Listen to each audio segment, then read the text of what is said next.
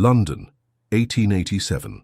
The golden light of a spring afternoon filtered through the ornate windows of Campbell Manor, casting elongated shadows across the polished marble floors. Lady Alice Campbell stood before the full-length mirror in her chambers, her raven-black hair contrasting starkly against her fair skin. At 22, she embodied everything a young woman of Victorian high society should be: poised, accomplished, and dutiful. "Just a fortnight more," Alice whispered to her reflection, adjusting the lace collar of her afternoon dress. Her fingers trembled slightly as she smoothed the rich fabric. Every detail of her upcoming wedding to Duke Henry Alford had been meticulously planned over the past 6 months, from the exotic flower arrangements to the precise seating chart that would satisfy the complex hierarchy of London's aristocracy. She turned away from the mirror and walked to the window, gazing out at the manicured gardens below. The Duke of Wolverton was considered the most eligible bachelor in London, handsome, wealthy, and of impeccable lineage. Their match had been celebrated throughout society, her father beaming with pride at securing such a prestigious connection for the Campbell family. Yet sometimes, in quiet moments like this, Alice wondered why Henry's grey eyes never seemed to truly see her. Their soft knock interrupted her thoughts. "Enter," Alice called, composing herself quickly. Mrs. Wilson, the housekeeper who had served the Campbell family since before Alice's birth, stepped into the room.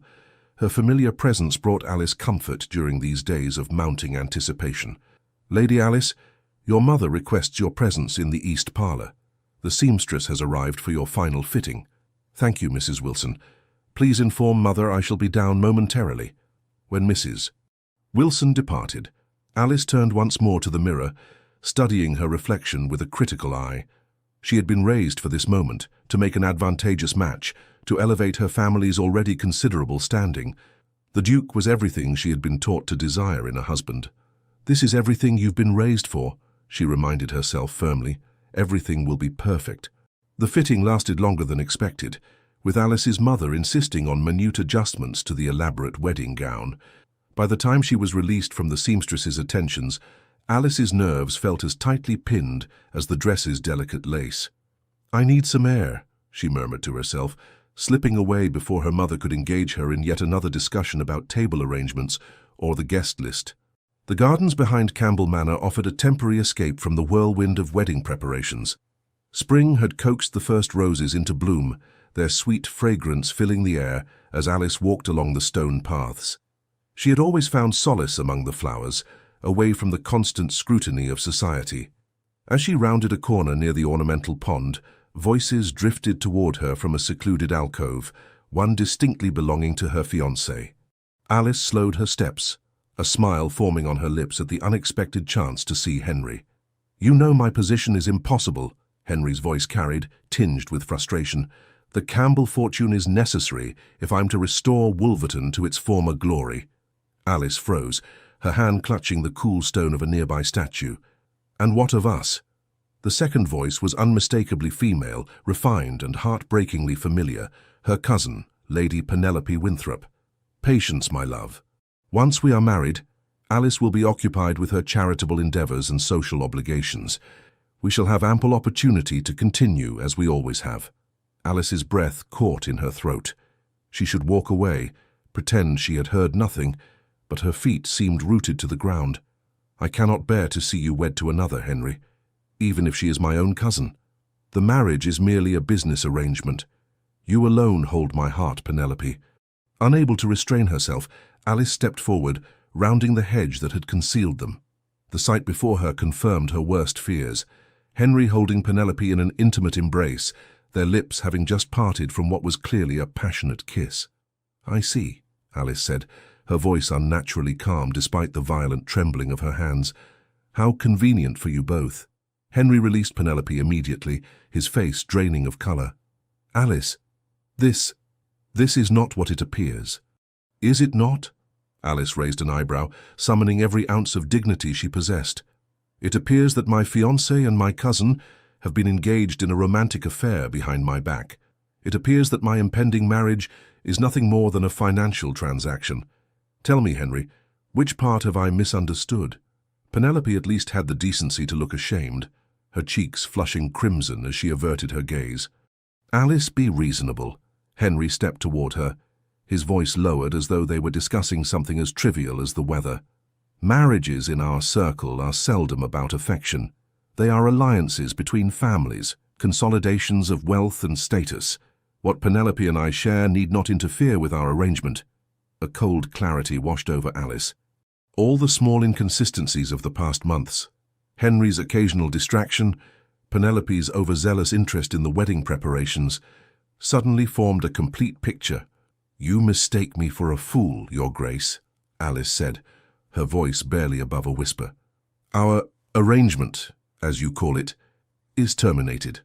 I will not be made a mockery by becoming your Duchess while you carry on with my own blood relation." "Don't be hasty." Henry's expression hardened, his charm giving way to calculation. "Think of the scandal, your family's reputation. Your father has already announced the match to everyone of consequence in England. How considerate of you to be concerned for my family's reputation while dishonoring me," Alice replied, surprising herself with the steadiness of her voice despite the storm raging within. "Good day, Your Grace." "Cousin?" With a formal curtsy that bordered on insolence, she turned and walked away, her back straight despite the weight of betrayal crushing her heart. Behind her, she heard Penelope's frantic whispers and Henry's harsh commands to fix this mess. But Alice continued walking, each step carrying her further from the future she had so carefully planned. By the time she reached her chambers, Alice's composure had fractured. She dismissed her lady's maid with a choked request for privacy and sank to the floor beside her bed, finally allowing the tears to fall freely. Everything, the months of preparations, the expectations of society, her own modest dreams of companionship with a respected husband, had shattered in an instant. Yet beneath the pain and humiliation, a small, unfamiliar spark of defiance began to glow. For the first time in her life, Lady Alice Campbell contemplated the unthinkable, refusing to fulfill her duty as prescribed by her family and society. The wedding was in 2 days. Everyone who mattered in London would be in attendance. The scandal of calling it off would be enormous, but the alternative was unthinkable. As evening shadows lengthened across her room, Alice rose from the floor, dried her tears, and moved to her writing desk. Her hand trembled as she dipped her pen in ink, but her resolve had solidified into something cold and hard as diamond. She would not marry a man who valued her only for her fortune. She would not spend her life turning a blind eye to his indiscretions with her own cousin. She would not allow herself to be made a fool before all of society. But where could she go? Her parents would never support her decision to break the engagement. They would insist the wedding proceed regardless of Henry's betrayal. Alice needed an ally, someone of sufficient standing to offer protection, yet independent enough to defy convention. An image formed in her mind, a tall figure standing apart from the crowd at Lady Harrington's ball last season, observing the proceedings with thoughtful blue eyes. Lord Darcy Fisher, Earl of Dartmouth, a man known for his integrity and his disregard for society's more superficial dictates. They had conversed briefly on a few occasions, and though their acquaintance was limited, Alice had sensed in him a kindred spirit, someone who saw beyond the glittering facade of London's high society. "Dear Lord Darcy Fisher," she began, her penmanship unusually unsteady, "I find myself in need of counsel that only someone of your particular discretion and integrity might provide. A situation has arisen that makes it impossible for me to proceed with my marriage to the Duke of Wolverton, yet I fear my family will insist upon the match regardless of my wishes. I seek temporary refuge while I determine my future course. If you would grant me an audience at your earliest convenience, I would be most grateful for your guidance in this difficult matter. Yours in desperate circumstance, Lady Alice Campbell." She sealed the letter with trembling fingers, then rang for a trusted servant who had been with her since childhood. "James, I need this delivered to Lord Darcy Fisher's London residence immediately. It is a matter of utmost urgency and must be placed directly into his lordship's hands. Can I trust you with this task?" The elderly servant bowed. "Of course, Lady Alice. I shall see to it personally." As James departed with the letter, Alice turned to face the window. The sun was setting over London, casting a golden glow across the city's spires and rooftops. By this time tomorrow, she would either be on her way to sanctuary or trapped in a future she could no longer bear to contemplate. The choice had been made. Now she could only wait, and hope that Lord Darcy would prove to be the honourable man she believed him to be. Dawn had barely broken when Alice received Lord Darcy's reply. The brevity of his response spoke volumes. "Lady Alice, you are welcome at Westcliff Hall in Dartmouth for as long as necessary. A carriage will await you at the White Horse Inn on Piccadilly at noon today. Bring only what you can carry without arousing suspicion. You have my word that you will find sanctuary here, Fisher." Relief coursed through her veins, followed swiftly by fear. To leave now, so close to the wedding, would create a scandal unlike anything London had seen in years. She would be condemned, ostracized, perhaps even disowned by her family. Yet the alternative, to marry Henry knowing what she now knew, was unthinkable. With shaking hands, Alice began to pack a small valise with only the essentials. She wrote a brief note to her parents explaining that she could not proceed with the marriage, but providing no details of Henry's betrayal. They would learn the truth soon enough when Penelope's involvement became known, as it inevitably would.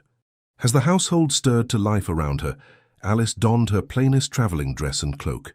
She waited until her mother left for a final consultation with the florist, then slipped down the servants' staircase and out through the kitchen gardens. The streets of London were beginning to bustle with morning activity as Alice made her way toward Piccadilly, her heart pounding with every step. By the time she reached the White Horse Inn, her nerves were stretched to breaking point, but the sight of a well-appointed carriage bearing Lord Darcy's crest steadied her resolve. The coachman helped her inside without question, securing her valise and immediately setting the horses in motion. As the carriage pulled away from London, Alice felt a curious mixture of terror and liberation wash over her.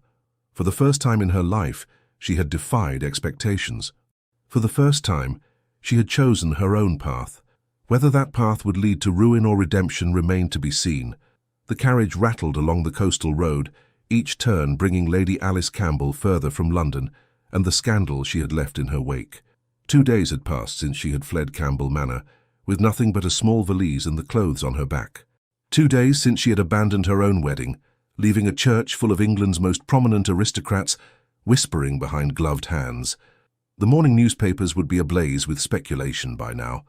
Alice closed her eyes, imagining the headlines. Campbell heiress disappears on wedding day, or perhaps more scandalously, Duke of Wolverton left at the altar.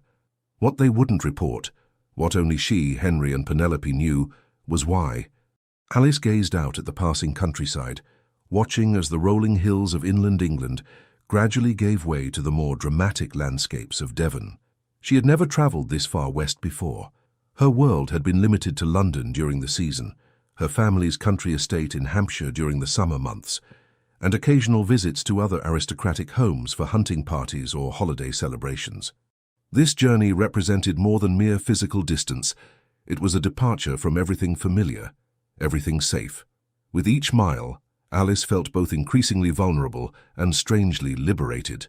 "We're approaching Dartmouth, my lady," the driver called back, interrupting her thoughts. "We'll reach Westcliff Hall within the hour." Alice straightened her posture and adjusted her travelling cloak.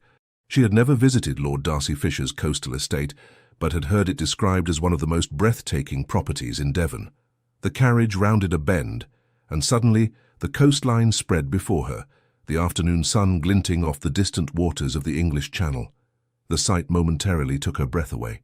Unlike the gentle, manicured landscapes she was accustomed to, this coastline was wild and dramatic, towering cliffs dropping away to the churning sea below, the wind shaping the sparse trees into permanent bends. "Beautiful, isn't it?" the driver commented, noticing her reaction. "Many say there's nowhere in England quite like the Devon coast." "It's magnificent," Alice agreed softly. So different from the drawing rooms and ballrooms that had constituted her world until now. As the carriage continued along the coastal road, Alice caught her first glimpse of Westcliff Hall in the distance. Nestled on a cliff overlooking the sea stood a substantial grey stone manor house, less ostentatious than Campbell Manor or Henry's ancestral home, but possessing a quiet elegance that spoke of old money and refined taste. Its walls seemed to grow naturally from the rocky coastline, weathered yet strong against the elements. "The original structure dates back to Tudor times," the driver explained, following her gaze. "Though most of what you see was built in the last century, his lordship has made many improvements since inheriting." As they drew nearer, Alice's anxiety returned in full force. She was about to become an uninvited guest in the home of a man she barely knew. Lord Darcy had responded to her desperate letter with surprising swiftness, offering his home as sanctuary without question or condition. Yet they were hardly more than acquaintances. The reserved Earl had always stood at the periphery of social gatherings, observing rather than participating in the elaborate dances of London society. What would he expect of her in return for his protection? Alice had always been taught that men of his station rarely acted without self-interest. Yet something in his brief note, the directness of his offer, the absence of flowery reassurances, had compelled her trust. The carriage turned up a long drive lined with ancient oaks, their branches creating a canopy overhead. As they emerged from this natural tunnel, Westcliff Hall stood before them in its full glory, impressive without being imposing, solid rather than showy.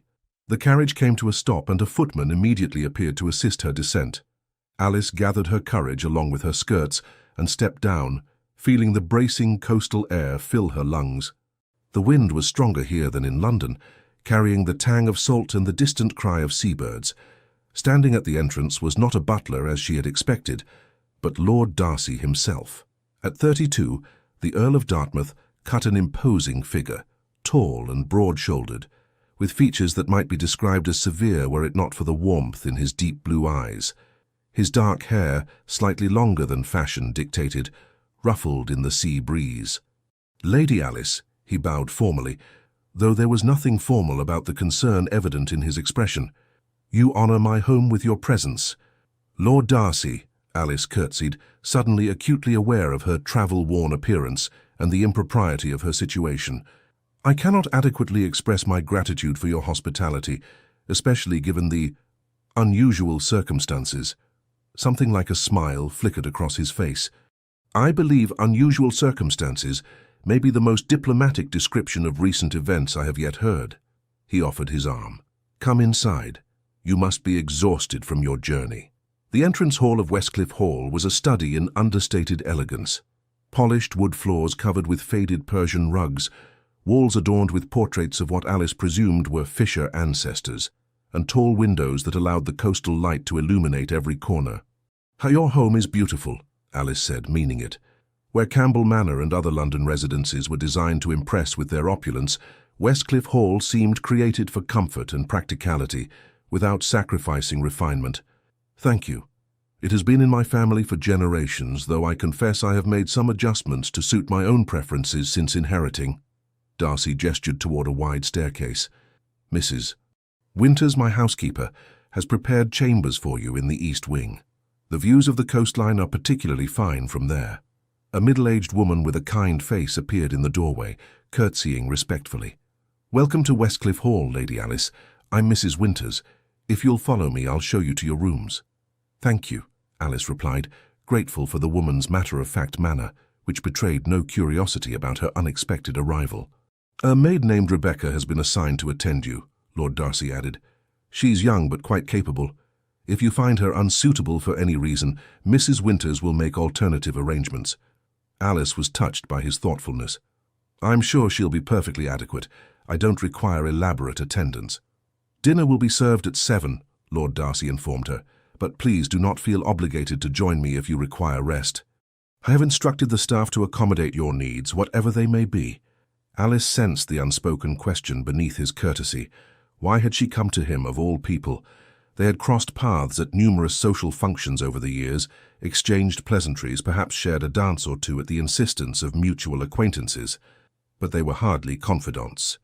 "I shall join you for dinner, my lord," she replied, "and perhaps then I might explain my presumption in seeking your assistance." He nodded, the faintest smile again touching his lips. "Until this evening, then." As she followed Mrs. Winters up the stairs, Alice wondered at Lord Darcy's calm acceptance of her presence. Most men of his position would have demanded immediate explanations, would have been concerned about the potential scandal of harbouring a runaway bride. Yet he had asked no questions, had simply opened his home to her without condition. The chambers prepared for her exceeded any expectations. A spacious bedroom with a large four-poster bed, draped in blue velvet, opened onto a private sitting room, with windows that indeed offered spectacular views of the coastline. A dressing room and bathing chamber completed the suite. His lordship had these rooms refurbished last year, Mrs. Winters explained, as she showed Alice around. They were originally intended for his mother when she visited, but the Dowager Countess found the sea air too bracing for her constitution. She prefers the west wing, which is more sheltered from the winds. They're lovely, Alice said sincerely, far more than I could have hoped for. A bath has been prepared for you, Mrs. Winters continued, opening the door to the bathing chamber where steam rose from a large copper tub. Rebecca will assist you, and then perhaps you might like to rest before dinner. The thought of a hot bath after 2 days of travel was so appealing that Alice nearly sighed with relief. That would be wonderful, thank you. When Mrs. Winters departed, a young maid, presumably Rebecca, entered with an armful of fresh towels. She bobbed a curtsy, her expression curious but respectful. "Would you like assistance with your dress, my lady?" she asked. "Yes, please," Alice replied, turning to allow the girl access to the long row of buttons down her back. As Rebecca helped her undress and then soak in the fragrant bath, Alice found herself wondering again at the strange turn her life had taken. Just 3 days ago she had been in London, surrounded by seamstresses and wedding planners, preparing to become a duchess. Now she was in a stranger's home on the Devon coast, with nothing but a few hastily packed belongings and an uncertain future. Yet despite the precariousness of her position, Alice felt a curious sense of calm. For perhaps the first time in her life, she had made a decision based on her own judgment rather than the expectations of others. Whether that decision proved wise or foolish remained to be seen, but it had been hers alone. After the luxury of a bath and several hours' rest in a bedchamber that overlooked the dramatic coastline, Alice felt something close to herself again. She chose the simplest of the 3 dresses she had managed to pack, a deep blue evening gown with minimal embellishment, and allowed Rebecca to arrange her dark hair in a simple chignon. "You look lovely, my lady," Rebecca said, as she secured the last pin. "That color suits you wonderfully." Alice studied her reflection in the mirror. The woman who looked back at her seemed different somehow from the one who had stood in her London chambers just days ago. Perhaps it was merely the different lighting, or the simplicity of her attire compared to the elaborate fashions she typically wore in society. Or perhaps it was something in her expression, a new wariness in her eyes, but also a certain determination that hadn't been there before. When she descended to the dining room, she found Lord Darcy waiting, dressed in evening attire but without the stiffness that characterized most aristocratic hosts. Something about him had always seemed slightly apart from society's rigid expectations, not in a scandalous way, but with a quiet confidence that allowed him to observe the rules without being constrained by them. "You look refreshed, Lady Alice," he said, pulling out her chair. "Your hospitality has been most restorative," she replied, settling into her seat, "though I fear my presence here may bring unwanted attention to Westcliff Hall once my whereabouts become known." Lord Darcy took his own seat as servants began serving the first course. "I have never been overly concerned with society's attention, wanted or otherwise." They maintained polite conversation through the soup course, discussing the mild spring weather and the particular beauty of the Devon coastline. Alice learned that Lord Darcy had travelled extensively in his youth, studying at universities in Germany and Italy, before returning to England to assume his responsibilities as Earl following his father's death. "And you have never married?" she asked, then immediately regretted the personal nature of the question. "Forgive me, that was impertinent." But Lord Darcy seemed untroubled by her curiosity. "No apology necessary. And no, I have not married. I came close once in my 20s, but we ultimately determined we were ill-suited." "That must have been difficult," Alice said, thinking of her own broken engagement and the scandal it had caused. "It was a mutual decision, reached before any formal announcement. Much simpler that way." His gaze met hers briefly, and she understood his unspoken acknowledgement of her very different circumstances. It was only after the main course had been served and the servants had withdrawn that Lord Darcy addressed what must have been foremost in his mind. "May I ask what precipitated your departure from London on what was to be your wedding day?" His tone was gentle, without judgment. Alice set down her fork. Her appetite suddenly diminished. "I discovered that the Duke of Wolverton's interest in our match was purely financial," she said carefully, "and that his affections were engaged elsewhere." Lord Darcy's expression remained neutral, though she detected a tightening around his eyes. "I see. With my cousin, Lady Penelope Winthrop." The words tasted bitter on her tongue. "I found them together the day before the wedding." Now a flash of genuine anger crossed his features. "The man is a fool," he said simply. The bluntness of his assessment startled a small laugh from Alice. "A wealthy, titled fool who now likely considers me the greatest disappointment of his life for depriving him of the Campbell fortune. And what does your family say of your decision?" Alice looked down at her plate. "I have not communicated with them since my departure. My father was most insistent that the match would proceed regardless of any indiscretions on the Duke's part. He believes that looking the other way at a husband's infidelities is simply part of a wife's duty. And you disagree."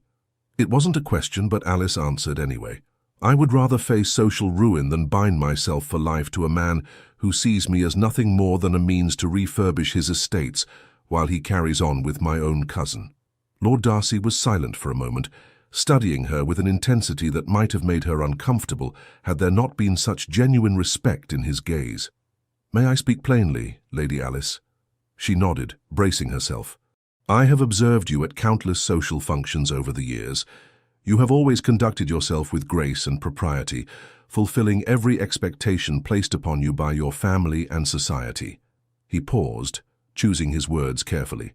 "Yet I have sometimes wondered if there might be more to Lady Alice Campbell than the perfect daughter of aristocracy, if perhaps behind that impeccable social mask existed a woman of deeper conviction and courage than most suspect." Alice felt her cheeks warm under his assessment. "Until 2 days ago I had never defied my parents in any significant matter.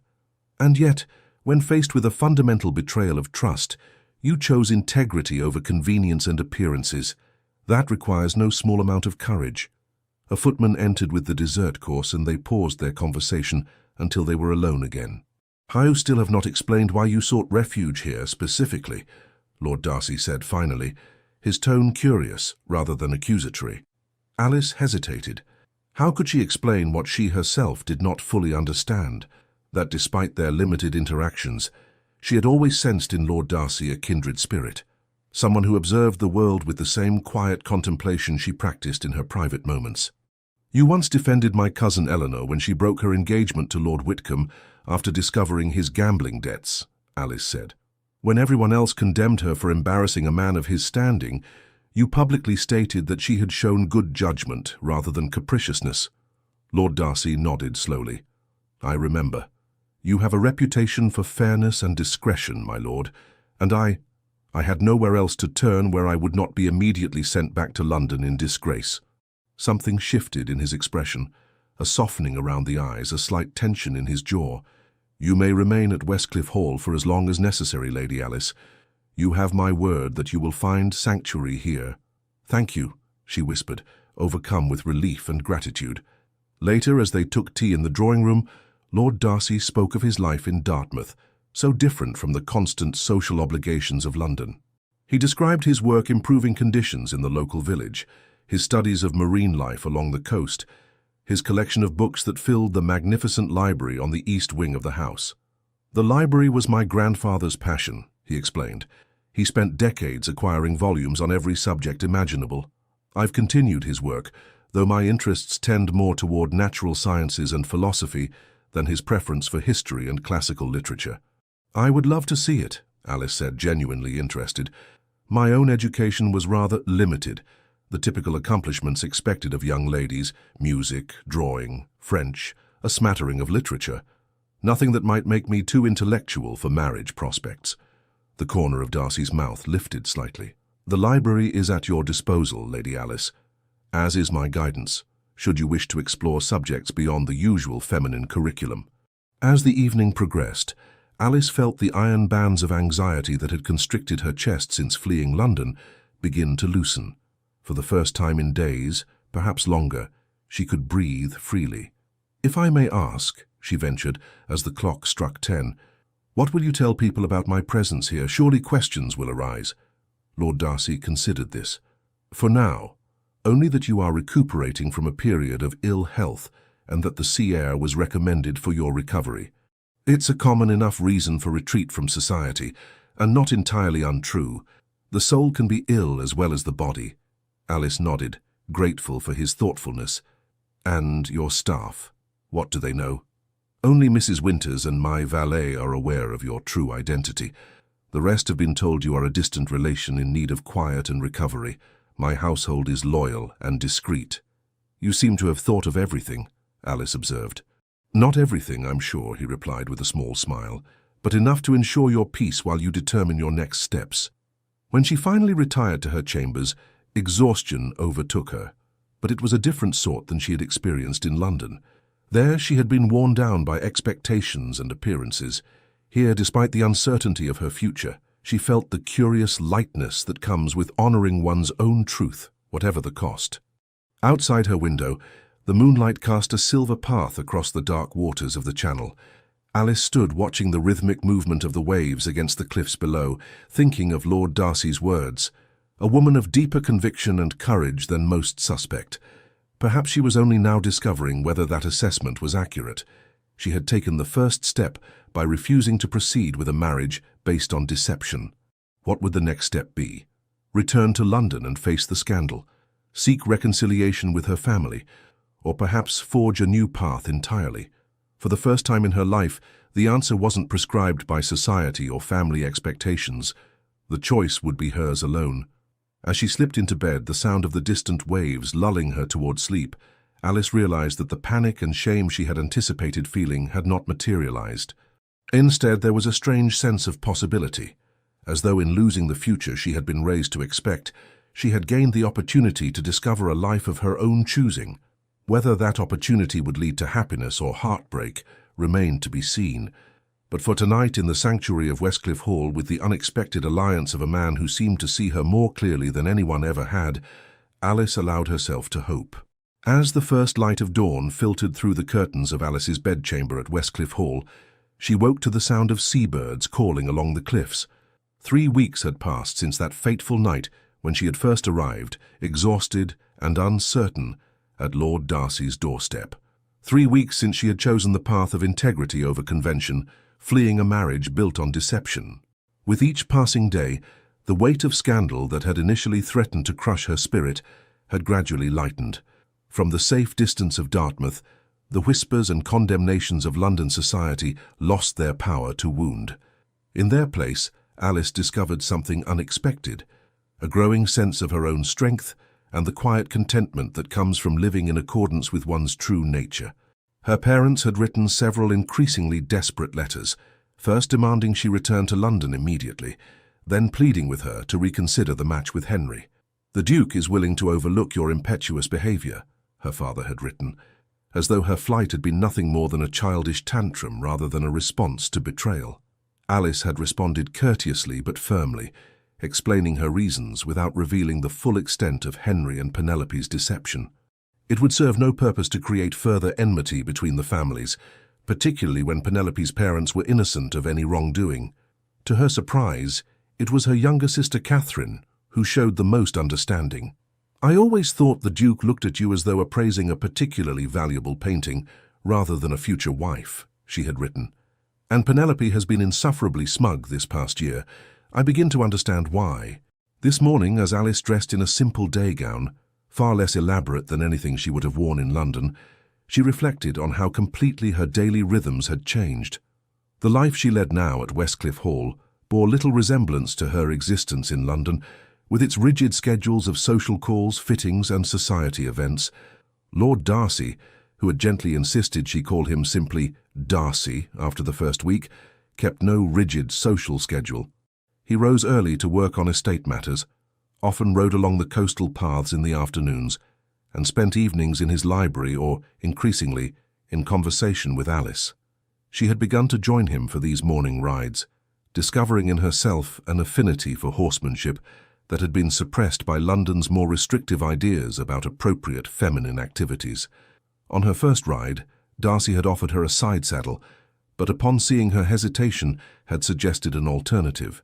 "My mother always preferred riding astride when away from judgmental eyes," he had said, a mischievous glint in his usually serious gaze. "I keep a suitable habit in the stables for when she visits, though she rarely does so now, preferring the comfort of Bath to our wild coastline. That first ride along the cliffs, feeling the power of the horse beneath her and the wind in her hair, had been a revelation. Like so many things at Westcliff Hall, it represented a freedom Alice had never known she craved until it was offered. Now, as she made her way down to breakfast, Alice found Darcy already at the table, reading correspondence while enjoying his morning coffee. He rose when she entered, a courtesy he never neglected despite the growing informality between them. "Good morning," he greeted her, his smile warming features that many in London society found intimidating in their severity. "I hope you rested well." "Very well, thank you," Alice replied, taking her seat as a footman poured her tea. "Though I confess I'm eager for our planned visit to the village today. I finished the books for the lending library catalogue and would like to deliver them to Mr. Patterson." Darcy nodded, pleased. When he had mentioned his project to establish a lending library for the village, Alice had immediately offered her assistance, applying the organizational skills previously devoted to seating charts and guest lists to something of more substantial value. "Patterson will be delighted," Darcy said. "He mentioned yesterday that several of the fishermen's children have already expressed interest in borrowing books once the library opens." Their conversation continued easily through breakfast, discussing the day's plans and local matters. Alice marveled at how comfortable this had become, this sharing of thoughts and ideas with a man who treated her as an intellectual equal rather than an ornamental accessory. "There's a letter for you," Darcy mentioned, passing a sealed envelope across the table. "From London, I believe." Alice recognized her sister Catherine's handwriting and opened it eagerly. As she read, her expression grew troubled. "Is something amiss?" Darcy asked, his concern evident. "Catherine writes that Henry has been spreading his own version of events throughout London," Alice explained, her voice tight. "He claims I suffered some sort of nervous collapse brought on by wedding anxiety, and that he has been most patient and understanding about my fragile mental state." Darcy's expression darkened. "The man's arrogance is boundless. To betray you and then presume to control the narrative of your departure. He also apparently hints that he expects me to return once I've regained my senses," Alice continued, the paper trembling slightly in her hand. "Catherine says there are already wagers being placed in the gentlemen's clubs about how long before I come crawling back to beg his forgiveness." "And your reputation in all this?" Darcy asked quietly. "Damaged, of course, but salvageable, provided I return contrite and accept Henry's magnanimous forgiveness." Alice folded the letter carefully. "Catherine says our mother has taken to her bed with migraines, and our father alternates between rage and diplomatic efforts to minimize the scandal." Darcy was silent for a moment, studying her face. "And how does this news affect your own thoughts about your future?" It was a direct question, typical of his straightforward manner. In the weeks since her arrival, Darcy had never pressed her about her plans, offering instead the gift of time and space to determine her own mind. "I find myself surprisingly unmoved by it all," Alice admitted, somewhat astonished at her own reaction.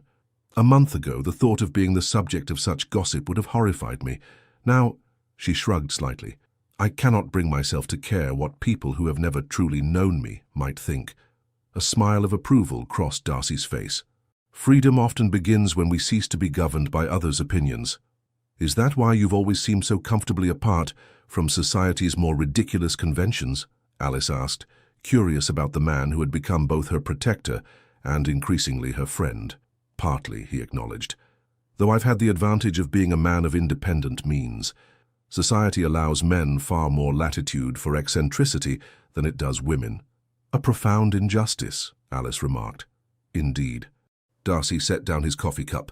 "Shall we prepare for our village visit? If we leave within the hour, we can be present when the new schoolhouse roof is completed. I've promised the children they might place small mementos in the roof beam for posterity."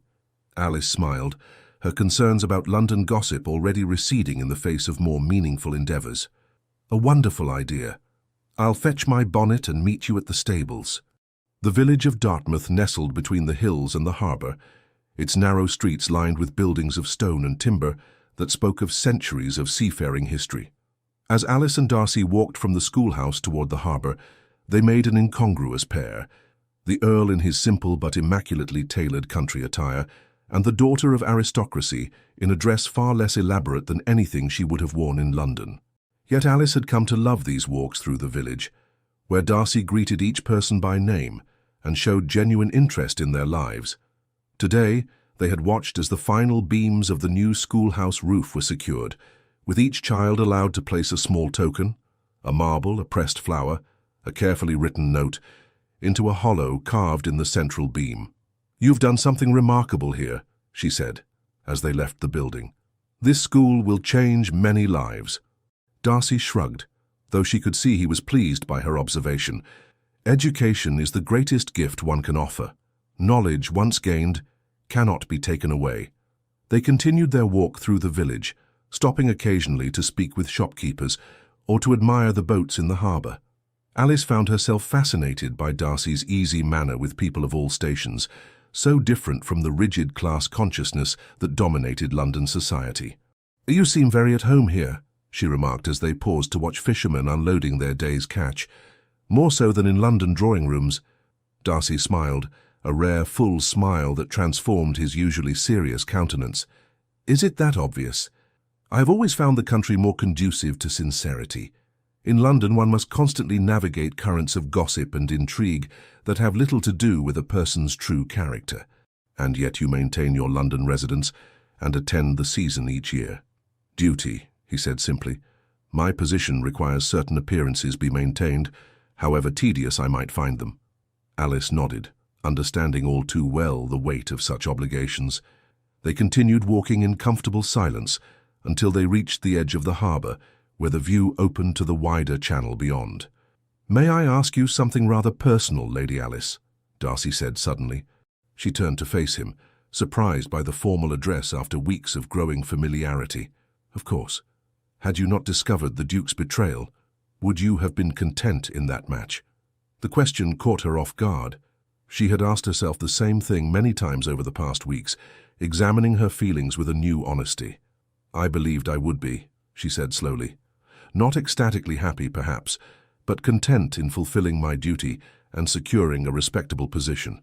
The Duke was considered an excellent match by every conventional measure, but not by measures that matter to your heart," Darcy observed quietly. Alice felt a flush rise to her cheeks, unaccustomed to such direct conversation about matters of the heart. "I was raised to believe that marriages in our circle are primarily alliances of family and fortune. Affection might develop over time, but it was never the primary consideration. And now, has your perspective changed?" She considered the question carefully. "I think perhaps it was changing even before I discovered Henry's betrayal. There were moments when I would look at him and feel nothing. No spark of connection, no sense that he truly saw me as I am rather than as the heiress he required." Darcy's eyes held hers, intense and searching. "And what is it that you truly want, Alice, beyond the expectations of family and society?" The question hung between them, weighted with possibilities neither had yet dared to name aloud. Before she could answer, a voice called out from behind them. "Lady Alice Campbell! By heavens, it really is you!" Alice turned, startled to hear her full name spoken in this place where she had begun to feel anonymous. Walking rapidly toward them was Sir William Blackwood, an acquaintance from London society, whose family kept a summer home somewhere along the Devon coast. "Sir William," she acknowledged with a stiff nod, acutely aware of how quickly her carefully constructed sanctuary might now crumble. "Everyone has been in absolute confusion over your disappearance," he said, eyes alight with the excitement of one who has stumbled upon valuable gossip. "And to find you here in Dartmouth, in the company of Lord Fisher. How extraordinary." Darcy stepped forward slightly, his posture protective without being possessive. "Lady Alice has been recovering from a period of ill health as my guest," he said smoothly. "The sea air has proven most beneficial." Sir William's eyes darted between them, clearly calculating the social implications of Alice's presence. "Indeed. How fortunate that she found such a dedicated host." The insinuation in his tone was unmistakable. Alice felt a cold dread settle in her stomach. Within days, word would reach London that she had fled to Lord Darcy's estate. Whatever remained of her reputation would be in tatters. "Sir William," Darcy's voice had taken on an edge Alice had never heard before. "Lady Alice's presence here is above reproach. My housekeeper, Mrs. Winters, serves as her companion, and every propriety has been observed." Of course, Sir William backpedaled, though the gleam in his eye suggested the damage was already done. "I meant no disrespect. I merely thought her family would be relieved to know of her whereabouts and good health." "My family has been fully informed of my location," Alice said, finding her voice at last. "I would appreciate your discretion in this matter, Sir William." He bowed, a touch too deeply. "Naturally, Lady Alice. Your privacy is of the utmost concern." The words rang hollow, and all three knew it. After a few more minutes of uncomfortable pleasantries, Sir William took his leave, and Alice and Darcy began the walk back to where their carriage waited. "I apologize," Alice said quietly. "I have compromised your reputation as well as my own." Darcy's expression was thoughtful rather than concerned. "My reputation has never been of particular interest to me, but I am concerned for you. Sir William is not known for his discretion." "No," Alice agreed. "By this time tomorrow, half of London will likely have heard some version of our encounter." They reached the carriage in silence, each lost in private contemplation. As they travelled the coastal road back to Westcliff Hall, the beauty of the scenery that had so enchanted Alice these past weeks seemed dimmed by the shadow of impending scandal. "There is a solution," Darcy said suddenly, breaking the long silence. "If you would consider it." Alice turned to him, curious. "What solution?"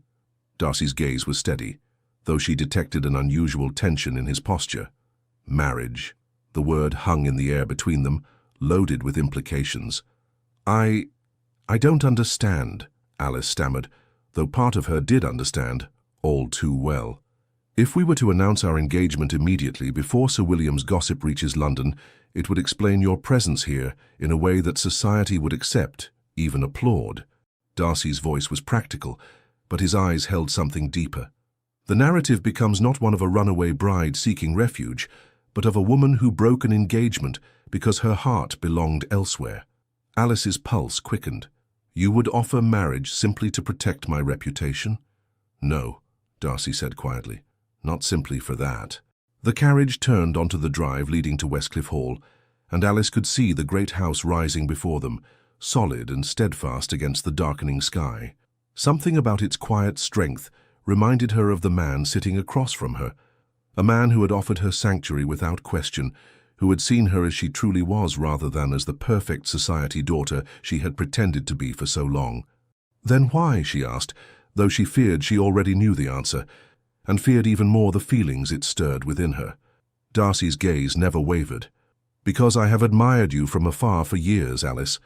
Not for your family name or fortune, but for the glimpses of your true self I've caught in unguarded moments. Your kindness to those others overlook, your quiet wit, the way you lose yourself in music when you think no one is watching." Alice felt as though the air had been drawn from her lungs. "You noticed all that?" "I notice everything about you," he said simply. "I always have." The carriage came to a stop before the main entrance, but neither moved to disembark. "This is not how I would have chosen to declare myself," Darcy continued. "I would have courted you properly, given you time to know your own heart, without pressure or scandal forcing your hand. But circumstances being what they are—" He paused, then reached across to take her hand gently in his.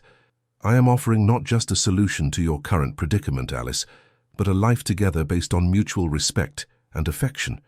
Perhaps not the grand passion of novels, but something real and enduring." Alice looked down at their joined hands, feeling the warmth of his palm against hers. In London, she had been prepared to marry a man who saw her as nothing more than a means to an end. Here was a man offering something far more valuable, a partnership of equals founded on genuine regard. And yet, you deserve someone who comes to you freely, Darcy, not someone pushed to your door by scandal and necessity. A small smile touched his lips. "Do you imagine I would have offered if I believed your acceptance would be merely practical? I have observed you these past weeks, Alice. I have seen how you've blossomed away from the constraints of London society. I believe there is something growing between us that, given time, could become profound." Before she could respond, the carriage door opened and a footman appeared to assist their descent. The moment of intimacy was broken, but the weight of Darcy's words remained. "Think on it," he said quietly as they walked toward the house. "There is no need for an immediate answer." But as they entered Westcliff Hall, A commotion in the entrance hall made it clear that time for careful consideration might be a luxury they no longer possessed. Standing in the center of the marble floor, his traveling clothes immaculate despite the long journey, was Henry Alford, Duke of Wolverton. "Ah, Lady Alice," he said, his handsome face set in lines of determination, "I have come to bring you home." The entrance hall of Westcliff Hall had never seemed so cavernous to Alice as it did in that moment, with Henry's unexpected appearance creating a tableau that seemed frozen in time. Darcy beside her, tension evident in the set of his shoulders. Henry standing before them with the confidence of a man accustomed to getting his way, and between them Alice herself, no longer the pliable society daughter, but a woman who had begun to recognize her own worth.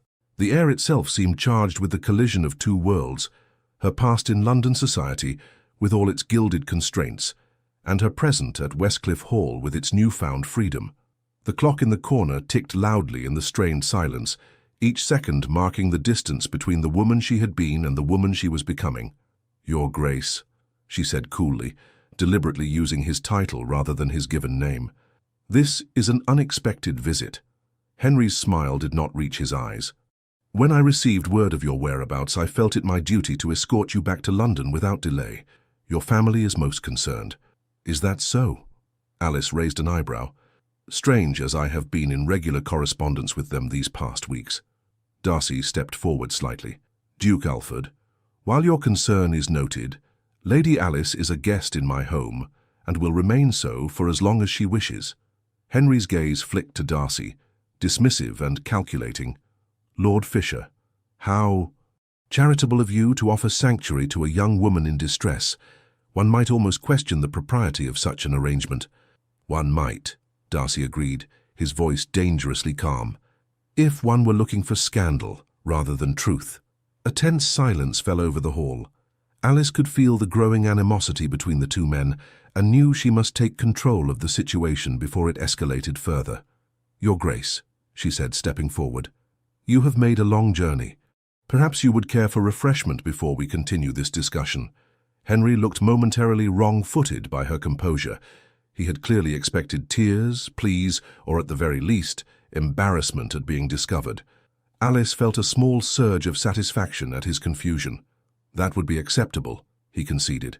Darcy gave instructions to the butler, and soon they were seated in the drawing-room, an uncomfortable triangle with tea and cakes that no one touched. "I understand you were seen in the village today," Henry said, directing his words to Alice while pointedly ignoring Darcy. "By tomorrow, all of London will know where you've been hiding these past weeks. Your reputation will be irreparably damaged." "My reputation was of little concern to you when you were kissing my cousin in our garden," Alice replied evenly. Henry had the grace to flush slightly. A momentary indiscretion, nothing more. Hardly worth destroying an advantageous match over. "Advantageous for whom precisely?" Alice asked. "For you, certainly, with access to my fortune to restore your estates. For my family, perhaps, with the prestige of a ducal connection.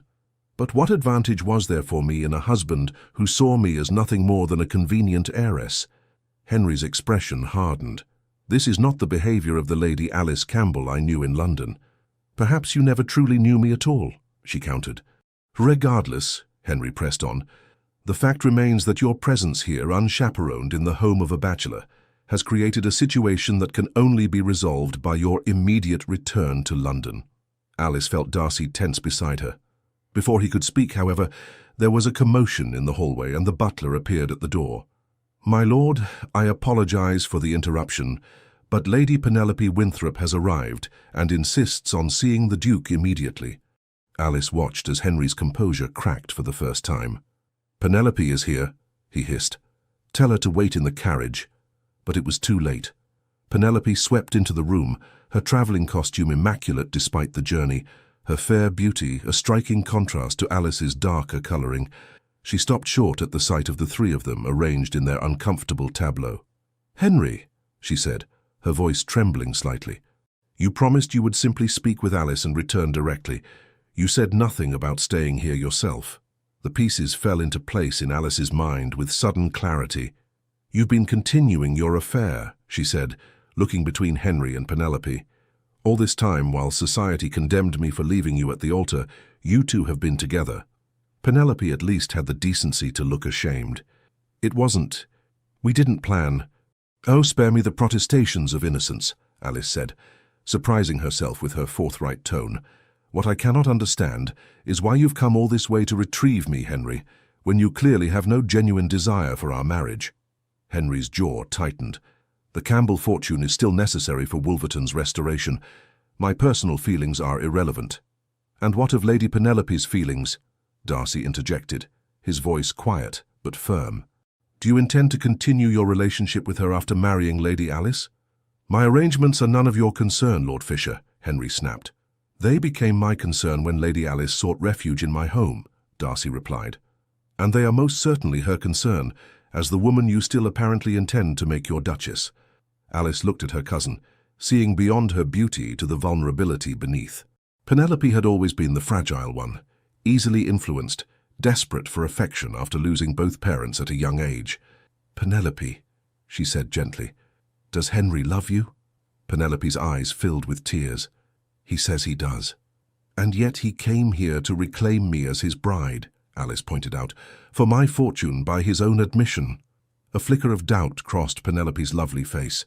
He said it was necessary, that once the estates were restored, we could be together properly. As his mistress while I played the role of Duchess, Alice concluded. Is that truly what you want? To forever be the woman in the shadows? The tears spilled over onto Penelope's cheeks. I thought there was no other way. He said you would understand that aristocratic marriages were always like this. Some are, Alice agreed, thinking of countless loveless matches she had observed in London society. But they needn't be. Henry rose abruptly. Enough of this nonsense. Lady Alice, gather your belongings. We return to London tonight. The banns will be read again and the wedding will proceed as originally planned. No, Alice said, the single word resonating in the room with quiet finality. Henry stared at her in disbelief. I beg your pardon? I said no, Henry. I will not marry you. Not tomorrow. Not ever. You would rather face complete social ruin? He laughed incredulously. No one else will have you after this scandal. That is where you are mistaken, Darcy said, rising to stand beside Alice. His voice was steady, his gaze unwavering as he faced the Duke. Lady Alice has already accepted my proposal of marriage. Alice felt her heart skip at his words. Though they had discussed the possibility mere minutes ago, she had given no formal acceptance. Yet in that moment, looking at Darcy's resolute profile, she knew with sudden clarity that this was indeed what she wanted. Henry's face contorted with disbelief. This is absurd. You expect me to believe that in the span of a few weeks you've developed an attachment to Lord Fisher strong enough to justify marriage. I have come to know Lord Fisher better in these weeks than I knew you in a year of courtship, Alice replied.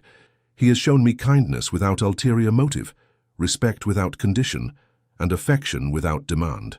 Penelope looked between them, her expression a mixture of confusion and dawning hope.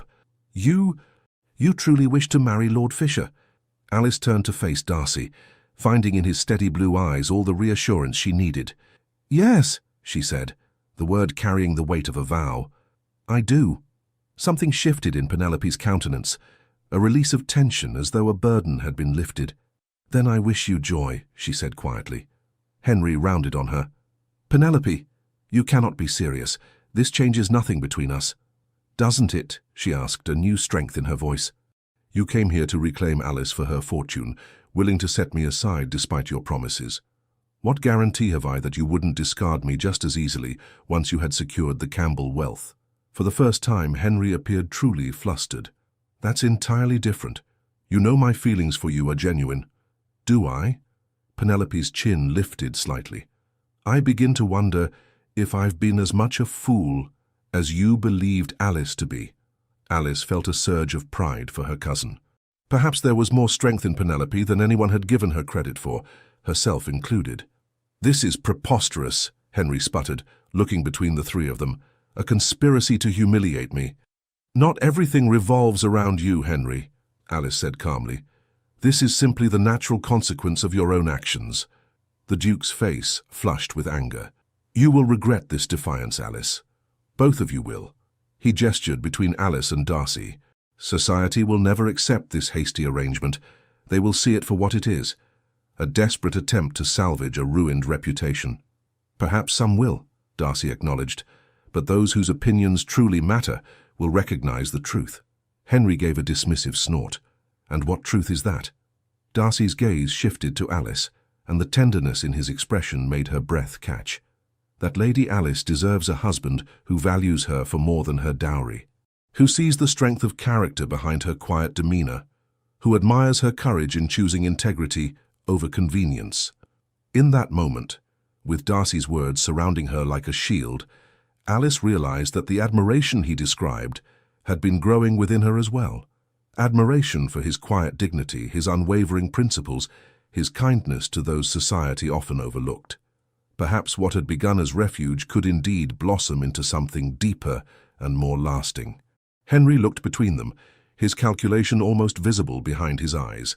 Finally, with a curt nod, he reached for his hat and gloves. "It seems my journey has been wasted. Lady Penelope, shall we return to London?" Penelope hesitated, glancing at Alice. I believe I shall remain here for a time if Lady Alice and Lord Fisher will permit it. My companion is in the carriage, so all proprieties can be observed." Henry's jaw tightened.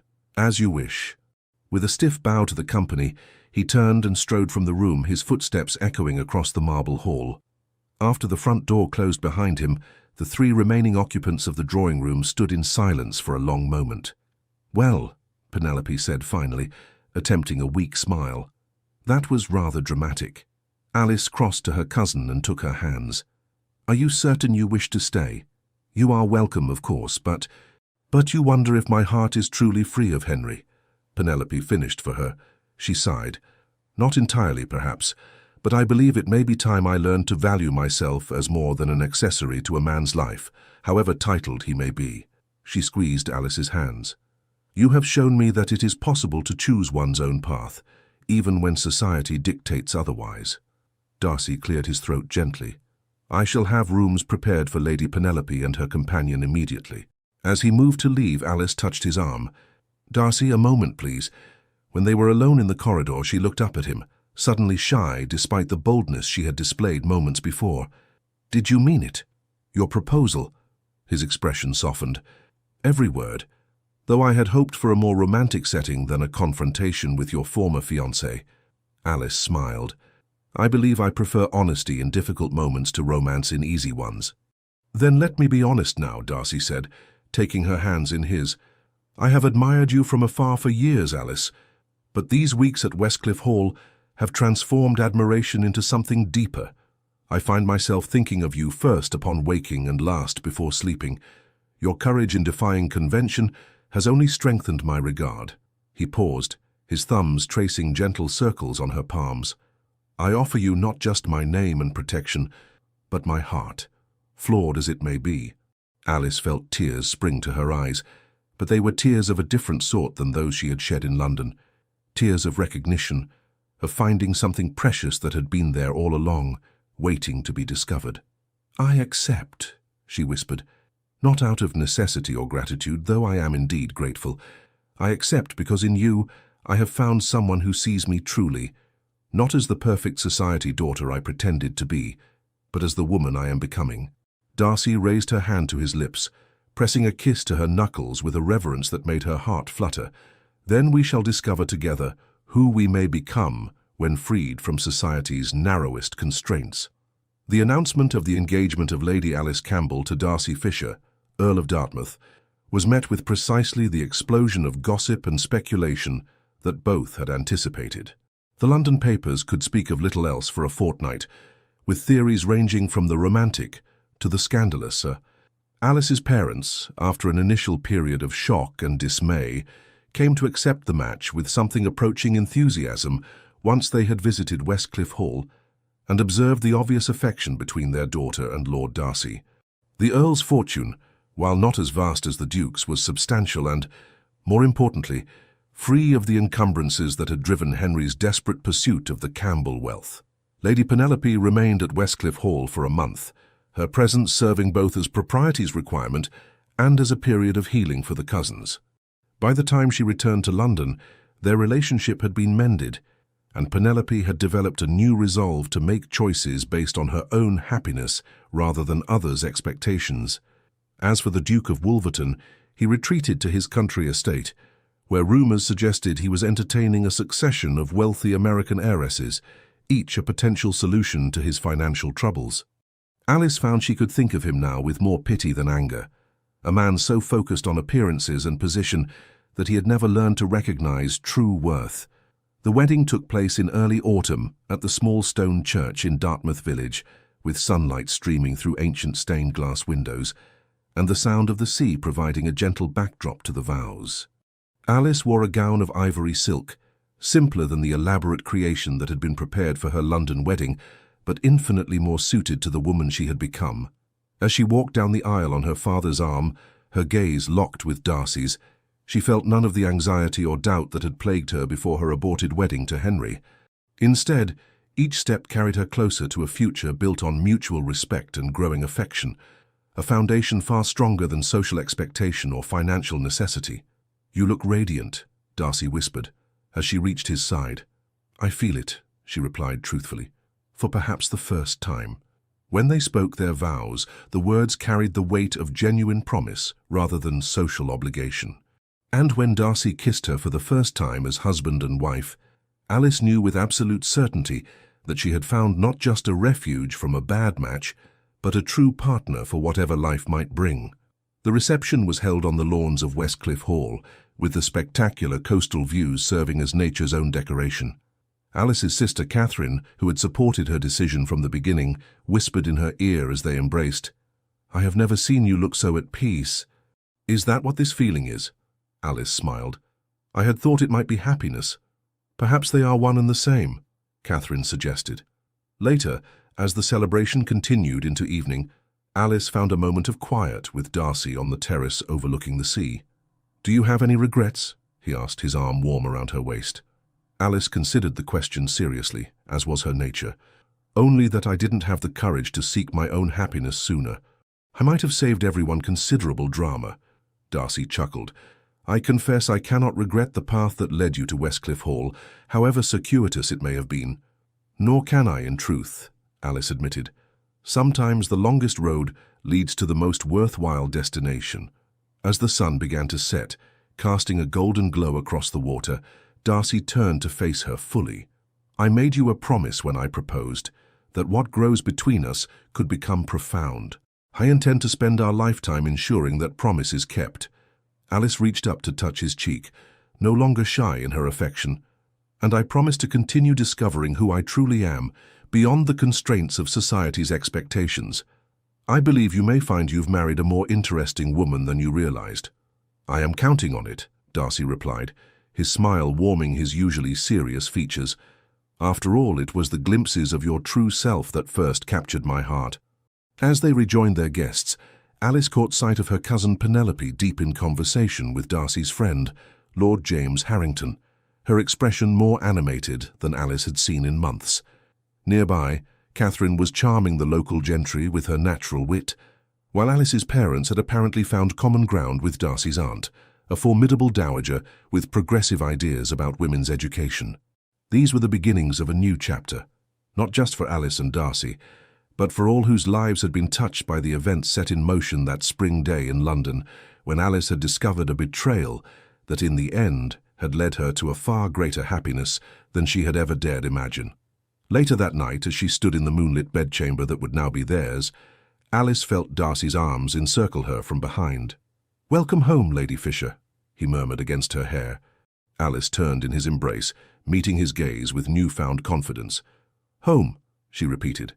"Not because of these walls or this land, magnificent as they are." "No?" She shook her head, smiling up at him. "Home because I have found where I truly belong, with someone who sees me as I am and values what he sees." As Darcy lowered his lips to hers, Alice knew that their story was just beginning. A story built not on the glittering foundations of London society, but on the solid bedrock of mutual respect, growing affection, and the courage to choose one's own path, whatever the cost. In the end, it had cost her a duke but gained her an earl, and more importantly, a chance at genuine happiness. It was, Alice reflected, as she returned her husband's kiss with newfound passion, the most advantageous match she could possibly have made. Dear listener, as we conclude this journey with Lady Alice Campbell, I hope you have found not merely entertainment, but a reflection of truths that transcend time and circumstance. In the London of 1887 or in the cities of today, the courage to follow one's heart rarely comes without consequences. Like Alice, many of us face moments when the expected path is not the right one. Perhaps you have lived through your own version of this crossroads, a marriage that did not bring happiness, relationships that needed reassessment, or social expectations that stifled your true desires. What Alice's story teaches us is that it is never too late to choose authenticity. At 60, 70, or 80 years of age, we remain the authors of our own narrative. We can still, like Alice, discover parts of ourselves that have lain dormant beneath the weight of convention. Take with you tonight the certainty that true security comes not from yielding to external pressures, but from honoring the inner wisdom you have cultivated over decades. Like the solid Westcliff Hall facing the storms of the sea, you possess the strength to withstand life's uncertainties. As you rest your head upon your pillow tonight, allow yourself to feel the same peace that Alice found, not from having all the answers, but from having the courage to ask the right questions. As she discovered with Darcy, sometimes the most meaningful relationships are those based not on appearances, but on a deep recognition of who we truly are. May your sleep be deep and restorative, sheltered by the knowledge that your journey, with all its unexpected turns, holds value and purpose. And may you awaken carrying the quiet assurance that, like Alice, you possess the strength to rewrite any chapter of your story that does not resonate with your heart.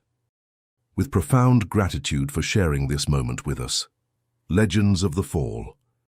Thank you so much for staying with us until the end of this emotional journey. If this story touched your heart, please consider subscribing to our channel, liking the video and sharing it with others who love emotional, redemptive historical romances. Your support truly helps us keep telling stories that matter. From the bottom of our hearts, thank you. And don't forget, at the end of this video, another beautiful story awaits. Click and be surprised by more unforgettable tales just like this one.